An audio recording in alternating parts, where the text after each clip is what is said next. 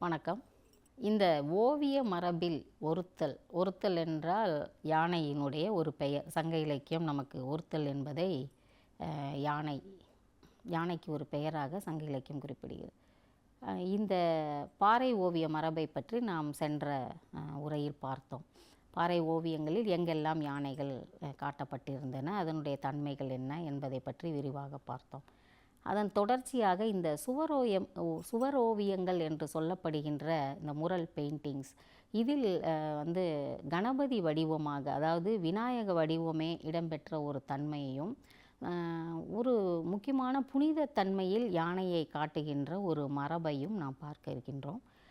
பொதுவாக நம்முடைய இந்த ஓவிய மரபு என்பது வரைந்து வைத்து வழிபடுதல் என்பதாகத்தான் முதலில் தொடங்கி இருக்கிறது. நாம் இந்த சிற்பம் என்பது நமக்கு அதாவது இறை வடிவங்களை சிற்பங்களாக கல்லில் செதுக்கி வழிபடுதல் என்ற ஒரு மரபு நமக்கு பின்புதான் வந்திருக்கிறது. அதற்கு முந்தைய நிலையில் நமக்கு இந்த வரைந்து வைத்து வழிபடுதல், அதாவது இங்கு தமிழகத்தில் தொண்டை மண்டலத்தில் அதனை நடுவீடு என்று குறிப்பிடுவார்கள். நடுவீடு என்பது அவர்களுக்கான அந்த தெய்வங்களை வரைதல், அந்த வரைந்து அதற்கு பொட்டிட்டு அதை அலங்காரம் செய்து அதனை வழிபடுதல் என்று பெயர்.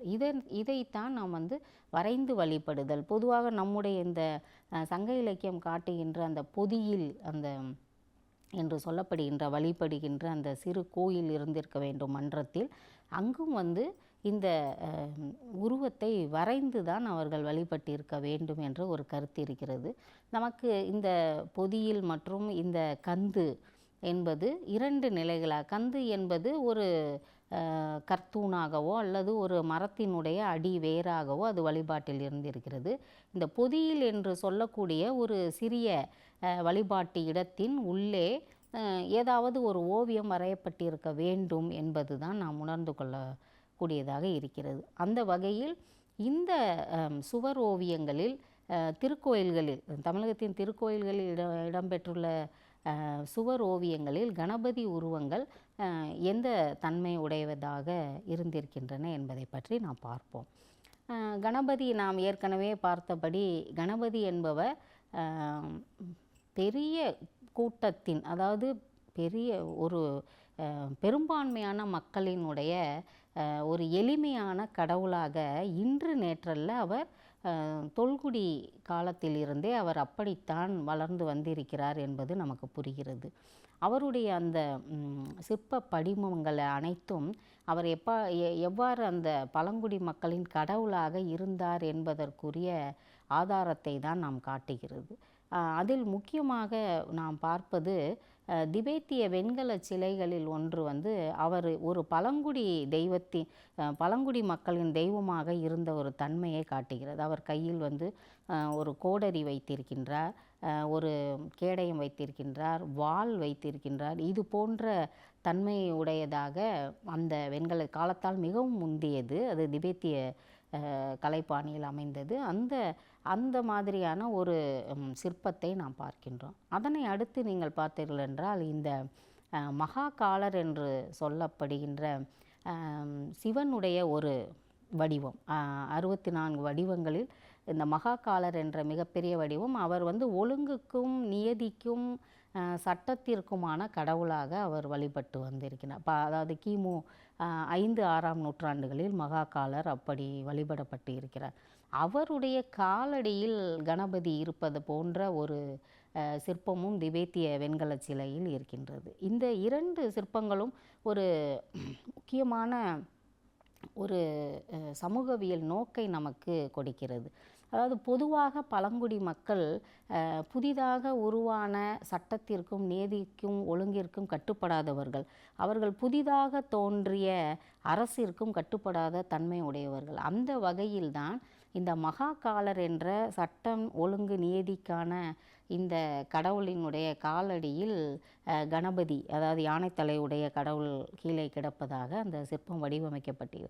ஆக நமக்கு மிக தெளிவாக புரிகிறது, பழங்குடி மக்களினுடைய கடவுளாகத்தான் கணபதி இருந்திருக்கிறார் என்பதும், அவர்கள் இந்த புதிதாக தோன்றிய வட இந்தியாவில் பொதுவாக ஜனபதம் என்று சொல்வார்கள், அதாவது மக்கள் கூட்ட அமைப்பு.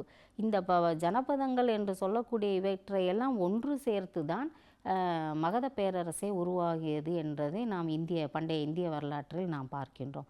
ஆக இம்மாதிரியாக இந்த கன சமூகங்களினுடைய கடவுளாக அவர் இருந்ததும், அவர் புதிதாக தோன்றிய இந்த அரசினுடைய கட்டுப்பாட்டிற்கு அவர் செல்லாத தன்மையையும் கணபதியினுடைய வழிபாடு நமக்கு காட்டுகிறது.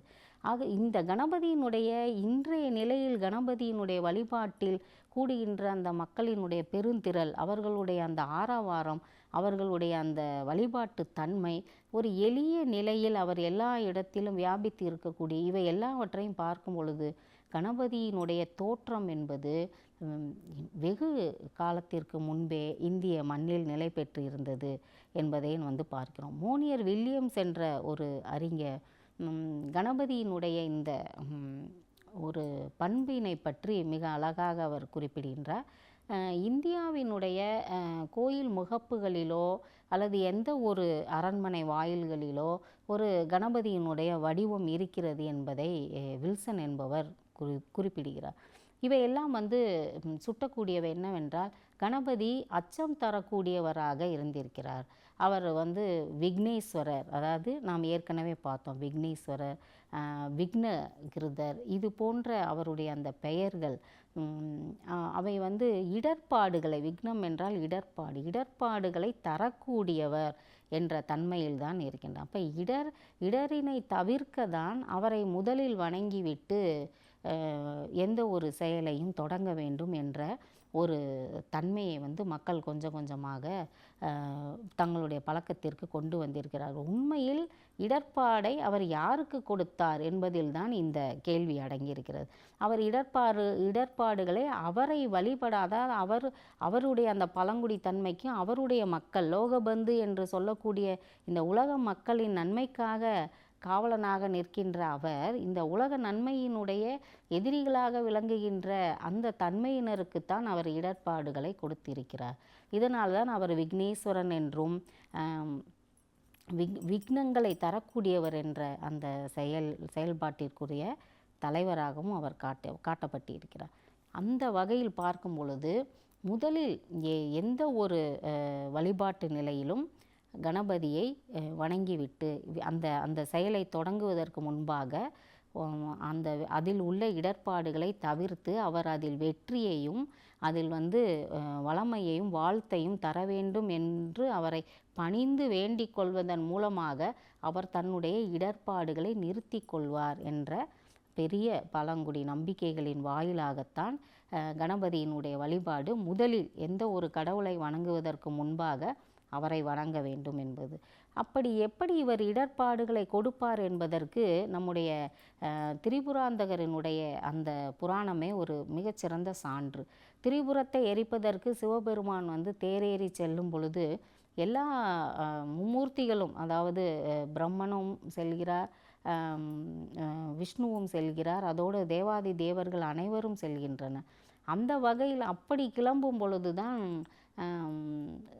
கணபதி தேரினுடைய சக்கரத்தை அவர் உடைத்து விடுவதாகவும், தேரினுடைய அச்சு முறிந்து விட்டதால் அவரை முதலில் துதி செய்து வழிபட்ட பின்புதான் இவர்கள் எல்லாரும் திரிபுரத்தை எரிக்க கிளம்ப வேண்டும் என்பதாகவும் அந்த புராணம் குறிப்பிடுகிறது. ஆக இது ஒரு சான்று, புராணத்தின் வாயிலாக நாம் உணரக்கூடிய ஒரு சான்று. எப்படிப்பட்ட கடவுளர்கள் வெற்றியை கொடுக்கக்கூடிய மும்மூர்த்திகளாகட்டும், அவர்களும் இந்த பழங்குடி கடவுளினுடைய ஒரு அருளை வேண்டி அந்த இடர்பாடுகளை அவர் தவிர்க்க வேண்டும் என்பதை பணிந்துதான் செல்ல வேண்டும் என்ற ஒரு தன்மையை இது காட்டுகிறது. இது ஒரு சிறப்பான ஒன்று. இதில்தான் அவருடைய விநாயகரனுடைய அந்த சிறப்பு பண்புகள், அவருடைய அந்த அவர் எப்படி இந்த மக்களின் தெய்வமாக இருக்கின்றார் என்ற அந்த பண்பு நலன் நமக்கு புரிபடுகிறது. அந்த வகையில் நம்முடைய தமிழகத்தை பொறுத்தவரை காஞ்சி கைலாசநாதர் கோயிலில் எல்லா விதமான சிற்ப வடிவங்களும், அதாவது சிவபெருமானினுடைய எல்லா திருக்கோலங்களும் அங்கு சிற்பமாக இருக்கின்றன. அந்த கோயில் கட்டப்பட்ட காலத்தில் கிபி 8ஆம் நூற்றாண்டில் கோயிலினுடைய சிற்பத்துவம் முழுவதும் வண்ணம் பூசப்பட்டிருந்தது. அங்கு சில ஓவியங்களினுடைய எச்சங்களை நாம் இன்றும் பார்க்கலாம். அந்த வகையில் அங்கு காட்டப்பட்டிருக்கின்ற இந்த விநாயகர் சிற்பமும் ஓவியமாக தீட்டப்பட்டிருக்க வேண்டும். அந்த சிற்பத்தின் மேலும் வண்ணம் பூசப்பட்டிருக்க வேண்டும் என்பதாக நாம் அறிந்து கொள்ள முடிகிறது.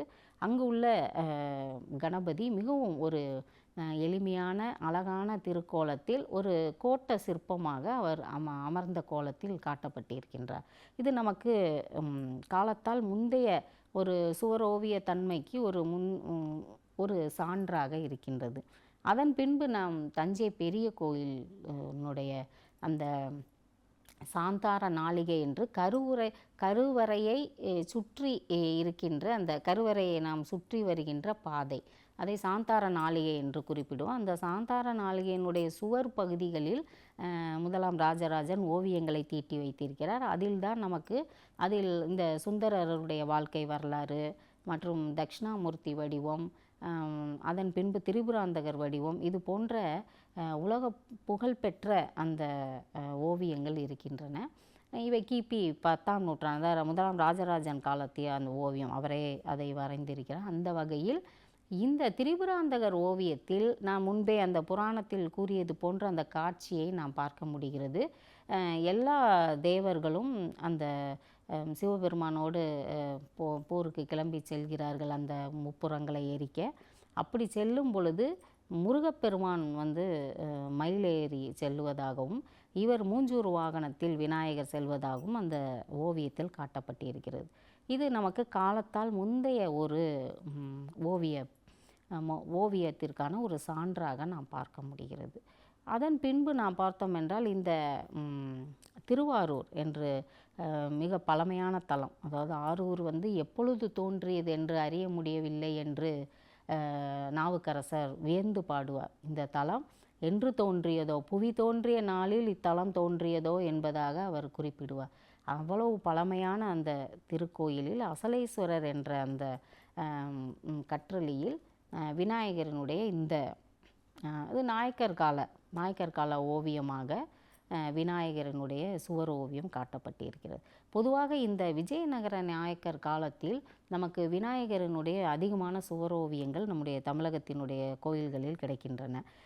விநாயகரனுடைய வழிபாடு பொதுவாக இந்து சமயத்தினுடைய ஒரு மறுமலர்ச்சியாக நாம் விஜயநகர நாயக்கர்கள் காலத்தை குறிப்பிடுவது வழக்கம். அந்த வகையில் இந்த விநாயகர் என்ற இந்த கடவுளினுடைய ஒரு எழுச்சியும் ஒரு பரவலாக்கமும் எளிய மக்களிடம் அது மீண்டும் கொண்டு சேர்க்கின்ற ஒரு தன்மையும் புராணத்தோடு, அதாவது விநாயகர் புராணத்தோடு விநாயகர் பிறப்பு என்ற இந்த யானைத்தலை கடவுள் உருவான தொன்மம், இவை எல்லாம் ஒரு கதையாக, ஒரு சிற்ப வடிவிலாக, ஒரு ஓவியத்தின் வடிவிலாக பரவலாக்கப்பட்டது விஜயநகர நாயக்கர்கள் காலத்தில்தான். அந்த வகையில் இந்த திருவாரூரில் உள்ள அசலேஸ்வரர் கோயிலில் வரையப்பட்டுள்ள நாயக்கர் கால ஓவியம் குறிப்பிடத்தக்கது. அங்கு விநாயகர் அமர்ந்திருக்கின்ற ஒரு நிலையை நாம் பார்க்கின்றோம். அதன் பின்பு இந்த தஞ்சை பெரிய கோயிலில் உள்ள திருச்சுற்று மாளிகை, மிக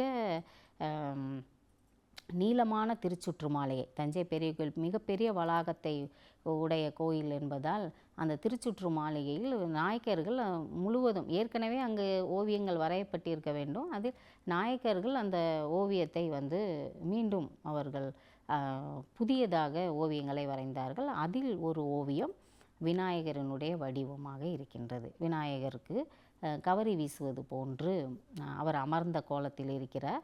இருபுறமும் பூதகணங்கள் கவரி வீசுவது போன்று ஒரு ஓவியம் நமக்கு கிடைக்கிறது. இதுவும் நமக்கு மிகப்பெரிய ஒரு 400 ஆண்டு காலத்திற்கு முந்தைய ஒரு பழமையான ஓவிய வடிவமாக அதனை நாம் பார்க்கின்றோம். அதாவது வணங்கி வழிபடுதல் என்ற தன்மைக்கு இந்த ஓவியங்கள் எல்லாம் ஒரு சான்று என்பதாக நாம் பார்க்க வேண்டும். அதன் பின்பு நம்முடைய தமிழகத்தை தாண்டி, அதாவது அண்டை மாநிலமான கேரளா மாநிலத்தில் உள்ள தொடிக்களம் என்ற ஊரில் உள்ள மகாதேவர் கோயில், தொடிக்களம் என்ற ஊரில் உள்ள மகாதேவர் சிவன் கோயிலில் ஒரு பழமையான ஓவியம் ஒன்று இருக்கிறது. அதில் அவருடைய அந்த அமர்ந்திருக்கும் பாவனை, அவருடைய அந்த தோற்றம், அந்த சிறப்பான வண்ணங்கள், இவை அனைத்தும் வந்து எப்படி வந்து ஒரு வரைந்து வழிபடுதல் என்பதுவும், ஒரு சித்திரமாக ஒரு அறத்தினையும் ஒரு புராண கருத்தினையும் மக்களுக்கு சொல்லுதல் என்பதற்கும் ஒரு சான்று என்றால் அது அந்த தொடிக்குள மகாதேவர் கோயிலில் உள்ள விநாயகரனுடைய அந்த வடிவம்தான். அது மிகவும் ஒரு அழகான ஓவியமாகும். இது அதனுடைய காலம் வந்து 14ஆம் நூற்றாண்டிலிருந்து ஒரு தொடர்ச்சியான ஓவிய மரபு அந்த கோயிலில் இருந்திருக்கிறது. இது ஏறக்குறைய ஒரு 14-15ஆம் நூற்றாண்டில் வரையப்பட்ட விநாயகர் வடிவ ஓவியமாக இருக்கிறது. அதன் பின்பு நம் பார்த்தோம் என்றால் தஞ்சை பெரிய கோயிலில் உள்ள அந்த அம்மன் சன்னதி, அது பாண்டியர் காலத்தியது. அந்த பாண்டியர் காலத்தில் ஓவியங்கள் வரையப்பட்டனவா என்று நமக்கு தெரியவில்லை. ஆயினும் இப்பொழுது அந்த கோயிலினுடைய மண்டபத்தின் மேலே விதானத்தில் காட்டப்பட்டிருக்கின்ற வரையப்பட்டிருக்கின்ற அந்த ஓவியங்களில் இருக்கின்ற அந்த விநாயகர் ஓவியம் நமக்கு நாயக்கர் காலத்தை சேர்ந்ததாக இருக்கிறது. இந்த நாயக்கர் நாம் ஏற்கனவே கூறியது போல் நாயக்கர் காலத்தில்தான் ஒரு தொடர்ச்சியான விநாயக ஓவியங்கள் நமக்கு கிடைத்து வருகின்றன. அதற்கு முன்பும் இருந்திருக்கலாம், அவை நமக்கு காலத்தால் அழிந்து விட்டன என்று தான் கருத வேண்டியிருக்கிறது. அதன் பின்பு நமக்கு மதுரை மீனாட்சி அம்மன் கோயிலில் வந்து அந்த விதானத்தில் காட்டப்பட்டிருக்கின்ற ஓவியங்கள், அவை வந்து ஏற்கனவே வந்து மதுரை ராணியினுடைய மங்கம்மா அவரினால் வரையப்பட்ட ஓவியங்கள். அந்த ஓவியங்களிலும் கணபதி இருந்திருக்கின்ற காட்சிகளை நாம் பார்க்கின்றோம்.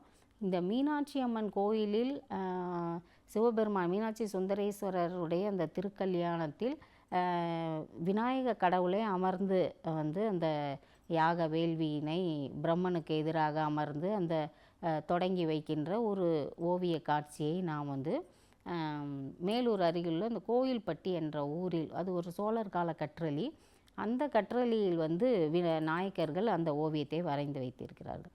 இது போன்ற இந்த ஒரு வரிசை கிரமமாக ஒரு கால சூழ்நிலையில் பார்த்தோம் என்றால் நாம் வந்து ஒரு 14ஆம் நூற்றாண்டு முதல் 17ஆம் நூற்றாண்டு வரையிலான இந்த ஒரு 300 ஆண்டு காலம் ஒரு தொடர்ச்சியான விநாயகர் வந்து சுவர் ஓவியங்களாக வரைந்து வழிபடப்பட்ட தன்மையை பார்க்கின்றோம்.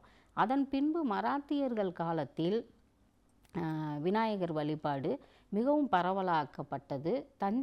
தஞ்சை மாவட்டத்தை பொறுத்தவரை மராட்டியர்கள் ஆட்சி காலத்தில் அந்த தஞ்சை மன்னர்களுக்கு உட்பட்ட அந்த கோயில்கள் அனைத்திலும் விநாயகரனுடைய ஓவியங்கள் வரையப்பட்டிருந்தன. விநாயகரனுடைய அந்த தனி கலை வடிவமே, அதாவது விநாயகரை நீங்கள் எந்த ஒரு பொருளிலிருந்தும் மூலப்பொருளிலிருந்தும் அவரை உருவாக்கலாம். ஒரு இலையிலிருந்தும் ஒரு துணியிலிருந்தும் எந்த ஒன்றிலும் ஒரு 3 அரச இலைகளை 4 அரச இலைகளை கொண்டு கூட ஒரு விநாயகர் வடிவத்தை அதாவது அதனை வடிவமாக்கி விடுதல் என்பது நாம் வந்து ஒரு எளிய முறையில் ஒரு கடவுளை வந்து சித்தரித்து விடுதலுக்கு வந்து ஒரு சிறப்பாக அதை பார்க்கின்றோம். அந்த வகையில் இந்த விநாயகரனுடைய அந்த தஞ்சை கலை என்று சொல்லக்கூடிய அந்த ஒரு தனித்துவமான கலையில் இந்த விநாயகரனுடைய இந்த வடிவங்கள் அனைத்தும் வந்து சிறப்பு பெற்றிருந்தன. இது மராத்தியர் காலத்தில் நடைபெற்ற ஒரு முக்கியமான ஒன்றாக இருந்திருக்கிறது. இவை எல்லாவற்றினுடைய சிறப்பையும் பார்க்கும் பொழுது ஒரு தொடர்ச்சியான ஒரு இந்த ஓவிய மரபு, அதில் குறிப்பாக இந்த ஆனைத்தலை கடவுளை வந்து வரைந்து விடுதல் என்பது ஒரு குழந்தைகளுக்கும் கைவந்த கலையாக இருந்திருக்க வேண்டும். அது வந்து ஒரு எளிய வகையில் வந்து இன்றும் நாம் வந்து பள்ளி குழந்தைகள் சிறார்களுக்கு ஓவிய போட்டிகளையோ அல்லது ஓவிய பயிற்சிகளையோ கொடுக்கும் பொழுது இந்த விநாயகர் வடிவத்தை கொடுப்பது வழக்கம். ஏனென்றால் அவர்கள் ஓம் என்று என்று நம்முடைய உயிரெழுத்தில் ஒன்றான ஓ என்ற எழுத்தினுடைய வடிவத்தை கொண்டே அவர்கள் விநாயகரை உருவாக்கி விடுதல் என்ற தன்மையை நாம் பார்க்கின்றோம். ஆக இந்த இரண்டர கலந்து இந்த ஓவிய மரபு, விநாயகரனுடைய இந்த ஓவிய மரபு மக்களிடையே இருந்து வந்திருக்கிறது என்பதைத்தான் நாம் வந்து பார்க்கின்றோம். இதற்கு பல வரலாற்று சான்றுகளாகத்தான் நாம் இந்த தமிழகத்தினுடைய இந்த திருக்கோயில்களில் இருக்கின்ற எல்லா ஓவியங்களையும் நாம் பார்த்தோம். இதில் தொடர்ச்சியாக முற்கால சோழர்கள் தோன்றி நாயக்கர் காலம் வரையிலான ஒரு தொடர் நீட்சி இருந்திருக்கிறது என்பதை நாம் பார்த்து வருகின்றோம். நம்முடைய இந்த எந்த ஒரு சொந்த வீடு வைத்திருப்பவர்களாகட்டும் அல்லது ஏதாவது ஒரு வாடகை வீட்டில் குடியிருப்ப யாருடைய வீட்டிலும் ஒரு சிறிய பூஜை அறை அல்லது ஒரு சிறிய பூஜைக்கான தனி இடம் என்பது இல்லாமல் இந்திய வீடுகள் எதுவுமே இல்லை என்று தான் நாம் குறிப்பிட்டு கூற வேண்டும். அந்த வகையில் தவறாது இடம்பெற்றிருக்கின்ற ஒரு சுவரில் மாட்டுகின்ற ஒரு படமாக நாம் இந்த விநாயகர் படிமத்தை பார்க்கின்றோம். இதுதான் அவருடைய எங்கும் நிறைந்திருக்கின்ற விநாயகருடைய அந்த ஓவியமாக நாம் பார்க்க முடிகிறது. மீண்டும் நாம் அடுத்த ஒரு தொடர் உரையில் சந்திப்போம். வணக்கம்.